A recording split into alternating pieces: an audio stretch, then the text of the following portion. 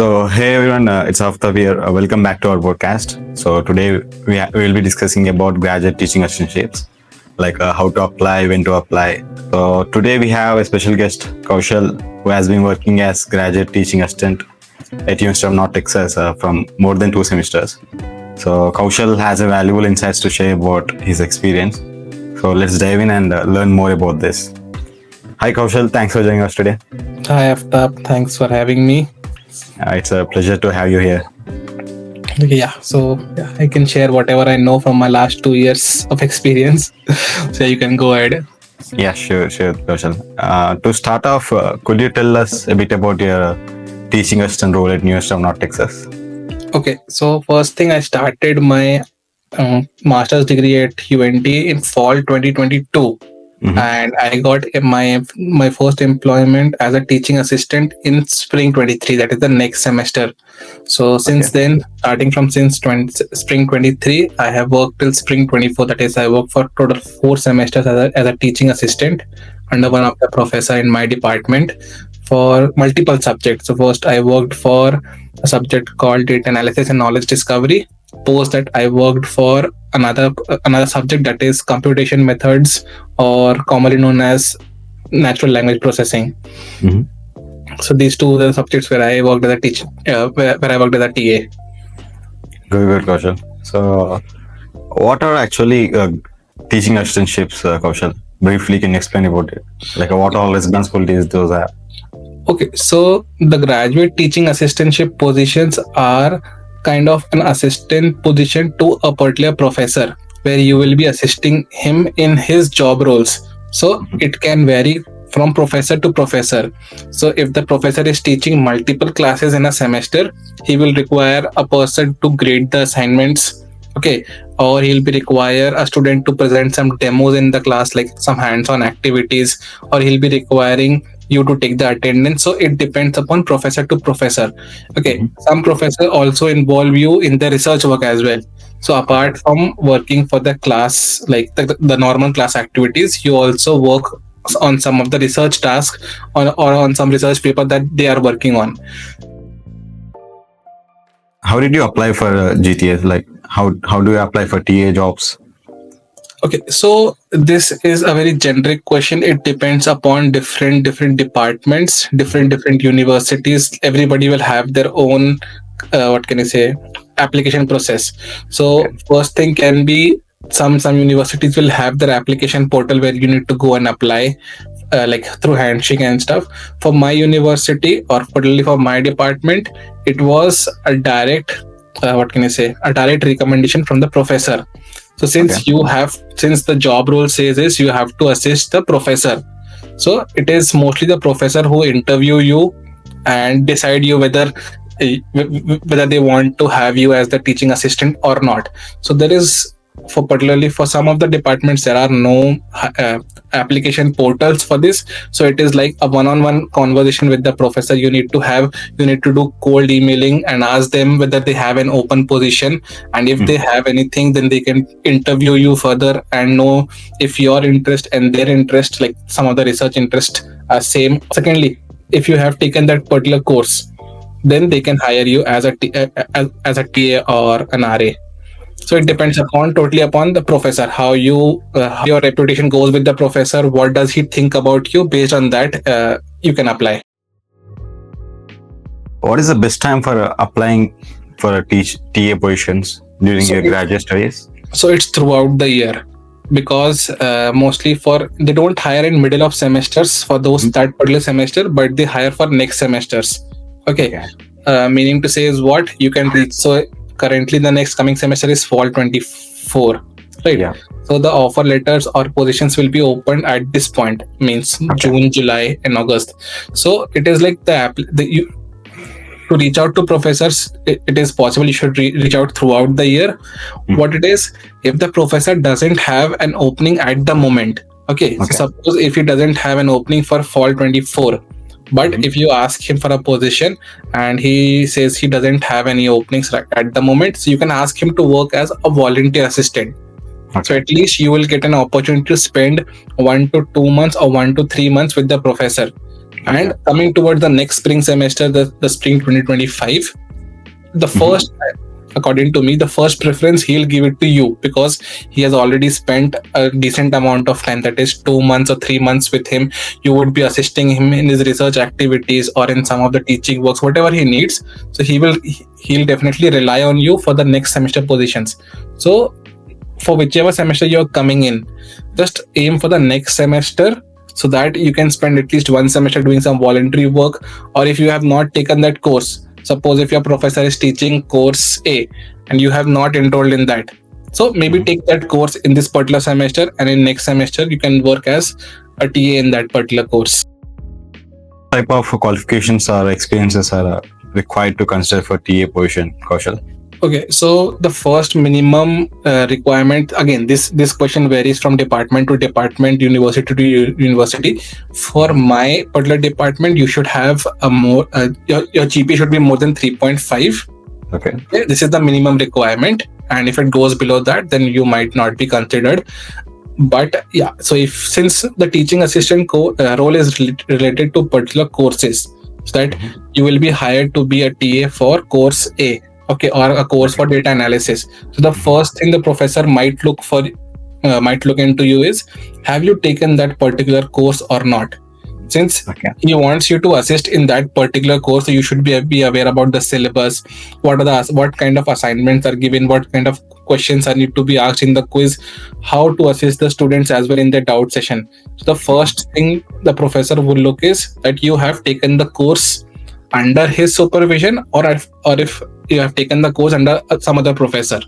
So the first minimum requirement is have a GPA of 3.5 and above. Second thing is you should have taken that particular course. You should have a good grade in that course, so that you can actually assess the students in that. And the third thing is, what are the hard skills required for that particular course? Suppose if it's a data analysis or some natural language processing course, so you should have a good hands-on on Python. You should have knowledge about the NLTK libraries. The trending, you should be aware of trending topics. So based upon the courses for which you are applying, you should have a fundamental knowledge, because at the end you will be assisting 50 or 100 students of a class. So if they come up with any question, so you should be able to answer them. TA positions are very competitive. So what are the strategies can students apply to stand out for more competitive?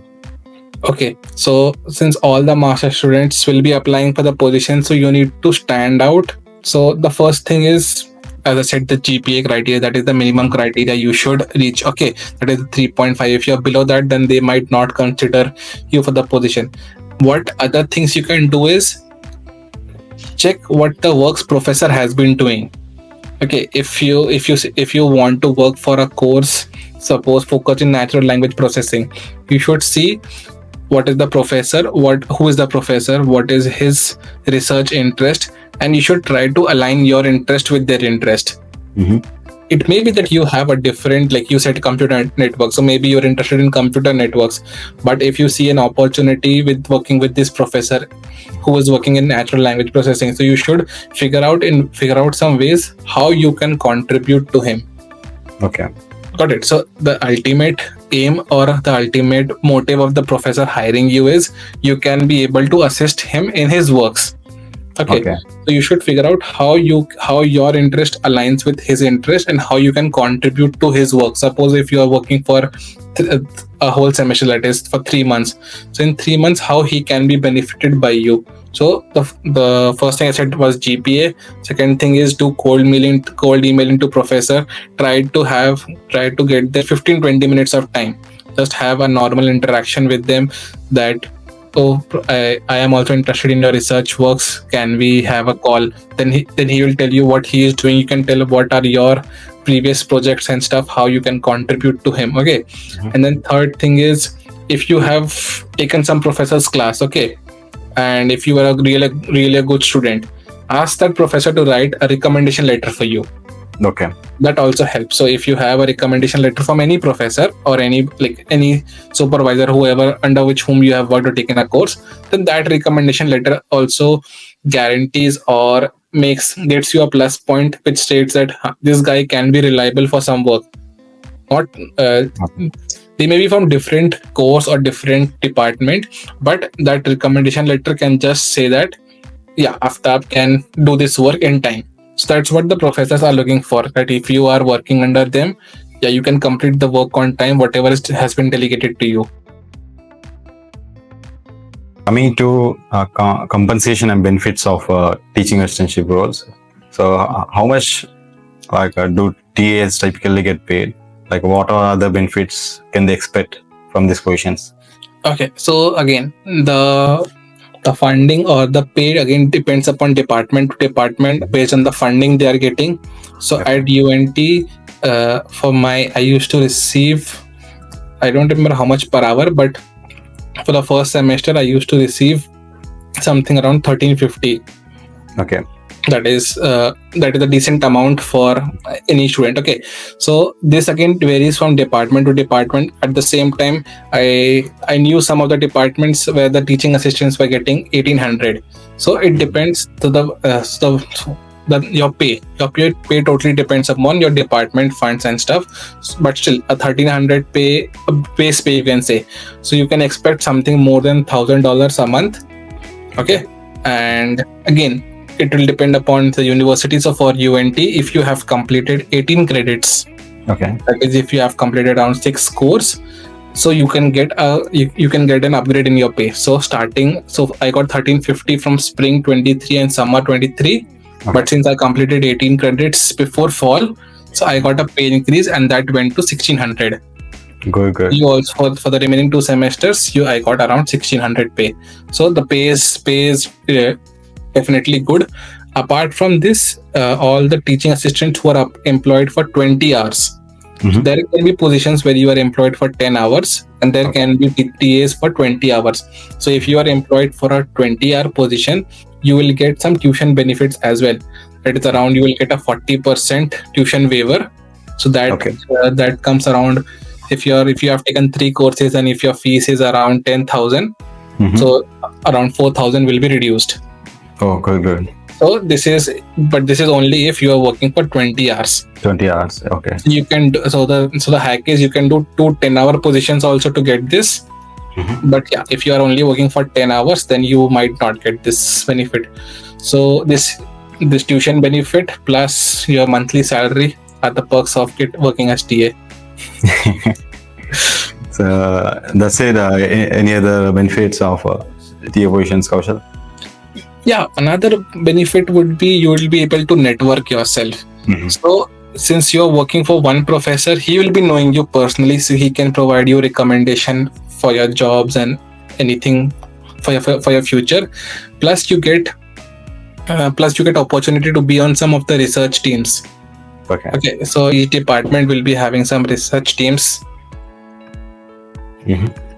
So each department will be having some of the research teams where they are doing some research works related to XYZ stuff. So you will get an opportunity to work with some of the PhD students, some of the other professors. You will get to meet different professors in the department itself. So there will be some departmental meetings where they will call you, where they'll include you as well. So this will give you insights into the internal activities of the department. It will help you network with other professors. It will help you meet the dean of your colleges or the program director. So all these activities you can be a part of if you are working for your department. Doing as an TA, will it add advantage during our job hunt? Yes. Will it add volume to our resumes? Yes, it will definitely add some value because see, if you are working as a teaching assistant for data analysis, that means a professor or a person of decent knowledge considered you capable of working there, right? Since you will be assisting more students, and master's students they can vary in different ages, they can vary in different levels of work experience. If somebody is considering you to work as a teaching assistant to assist more students, that means you are capable enough or you have that skill set to assist them, right? Mm-hmm. So this can be, what can you say, a benchmark that you possess some of the skills. So if you are working for a course where Python is involved, so until and unless you know Python or you know Java, you cannot help the students. Yes, Correct. So you can definitely add this in your resume that you worked for this subject.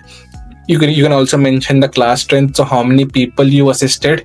So all these points add some value. So I think we covered everything regarding this position, Kaushal. Are we missing anything? One thing I missed was, if you want for strategies, you asked to reach out to professor and how can you stand out, is showcase your projects as well. Okay. So if you have done something related or relevant to that course, you can show that to the professors as well, to them. Okay. And baki rest things, I think we covered everything. I think that's all. I agree. So thank you so much, Kaushal, for sharing your experience and insights with us today. No worries, it was fun. Yeah. I hope your journey advice will definitely help many students who are looking for TA positions. So for our viewers, if you find this podcast helpful, just please give a thumbs up and subscribe to my channel. If you have any questions or topics you'd like to cover, just ping us in a comment. I will be covering it in next episodes. So thanks for tuning in, and thank you once again. Thank you so much, Kaushal, for joining us today. So thanks, Aftab, for having me. Thank you, guys. See you in next episode.